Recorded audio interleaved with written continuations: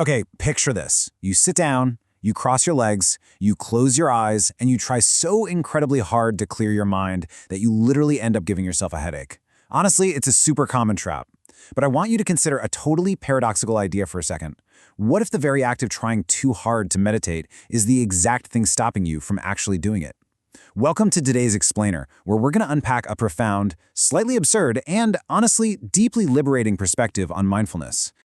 To really get into this, we have to talk about a legendary figure named Zen Master Bokuju.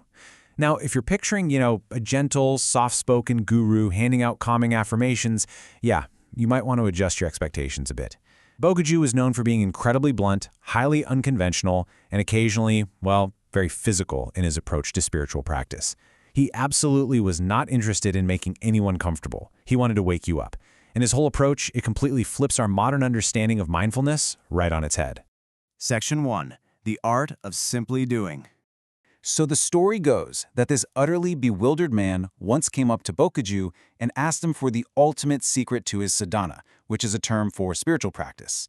And Bokuju just looked at him and gave this crazy simple answer. He said, "When I am hungry, I eat. When I am sleepy, I sleep. And this is all."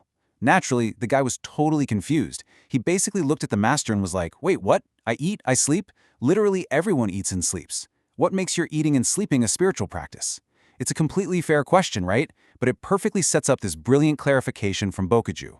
Bokuju explained to the man that when the average person sits down to eat, they're actually doing 100 different things at once, right? They're stressing about their workday, replaying some argument they had, worrying about the future, basically doing everything except actually tasting the food right in front of them. But when Bokuju eats, he simply eats. Every single act is total. It's absolute. Most of us are doing the exact opposite of that. We're physically present, sure, but mentally, we're a million miles away, just constantly juggling a dozen different narratives in our heads. Section 2. Escaping the verbal trap. The source material here makes a fascinating point. The real secret to that kind of total action is being completely nonverbal. When you've got this running internal monologue, when you're just verbalizing every tiny detail of your life inside your head, you are completely locked into being a thinker. But if you can actually act non-verbally, without that constant, exhausting mental chatter, something pretty magical happens. You automatically shift from being a thinker to being a witness. You don't even have to force it. If you're nonverbal, you just naturally become a witness to your own life.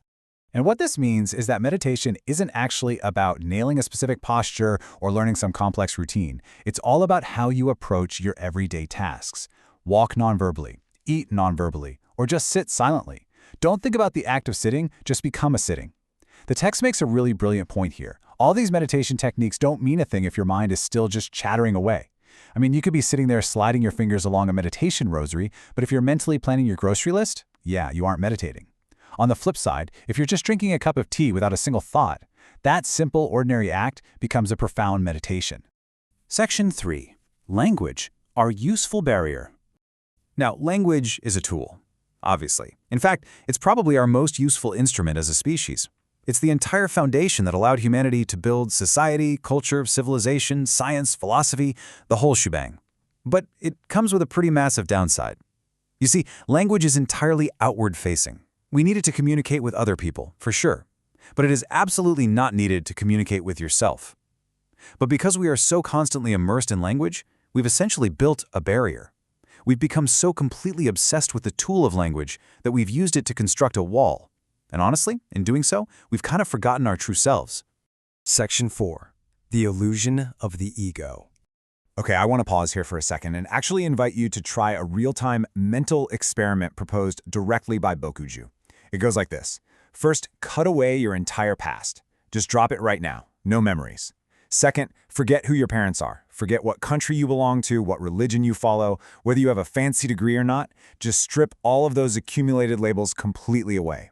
Now, look inside and try to find the I. Who are you in this exact isolated moment? It's wild, but the truth is, if you strip away the past, you literally cannot find an I. You exist, obviously, you're still there.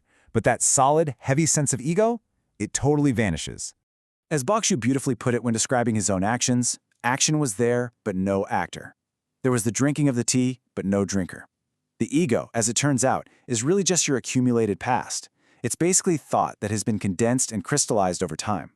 And this perfectly explains why people who spend their entire lives living in their own heads, think of brilliant artists, deep philosophers, famous writers, they so often possess these incredibly massive egos. The more thoughts you have, the bigger the ego you build. But in that pure state of witnessing, that ego simply doesn't exist. Section 5. Danger of spiritual ego. Now, you might be thinking, okay, the solution is to go out and chase deep, mystical, spiritual experiences. But Bokuju actually warns us about an entirely new trap here. There's this wild story in the text about one of his disciples.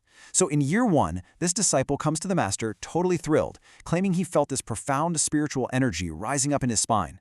Bokuju literally beat him and told him to get out, saying, "You are the watcher of the energy, don't identify with it."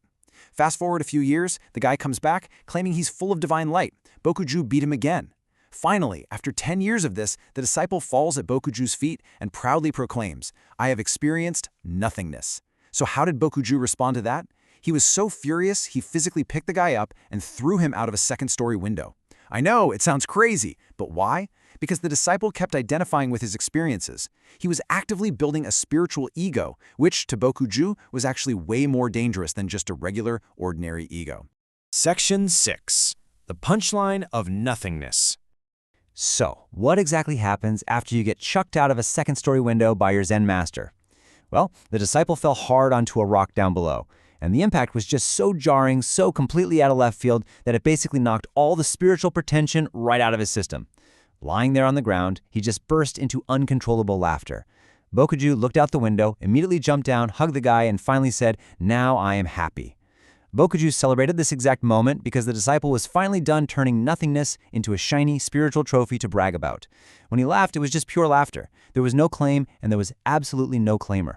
There was nobody laughing. It was just the pure, unadulterated act of laughter itself. And that gives us the ultimate definition of nothingness in this context. It is not some mystical empty void or some shiny spiritual object you achieve and then go slap on your resume. It is pure action with no claimer. And honestly, this brings us perfectly full circle right back to that opening concept of just simply eating when you are hungry. True sadhana, true spiritual practice, it's not about collecting these wild experiences. It's about dropping the internal dialogue, shedding that heavy, accumulated ego, and just living completely and totally in the nonverbal action of the present moment. Which really leaves us with one final question to consider as we wrap up this explainer. Are you truly living your actions, or are you just narrating them in your head? It is a massive challenge to drop those verbal affirmations, to step out of that language trap, and to simply witness your own life as it's actually happening. But as Bokuju showed us, sometimes you have to completely lose your mind, and hey, maybe get thrown out of a metaphorical window to finally come to your senses. Thanks so much for joining me on this explainer today, and I really want to challenge you to try doing just one simple thing today. Completely, 100%, total.